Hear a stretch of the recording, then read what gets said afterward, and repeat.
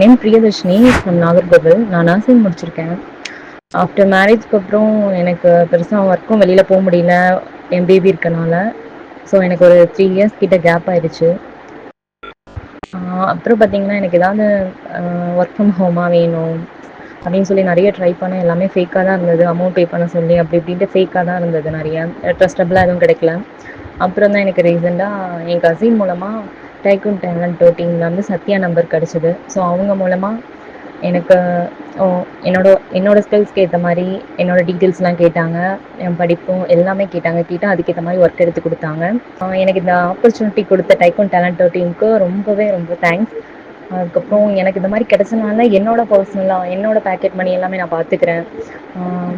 என்ன சொல்ல, என் ஹஸ்பண்ட்க்கானாலும் என் வீட்டுக்கு எங்கள் அம்மா அப்பா யாருக்காவது ஏதாவது ஒரு ஹெல்ப் வேணும் அப்படின்னாலும் என்னால் முடிஞ்ச ஹெல்ப்பை நான் பண்ணுறேன்.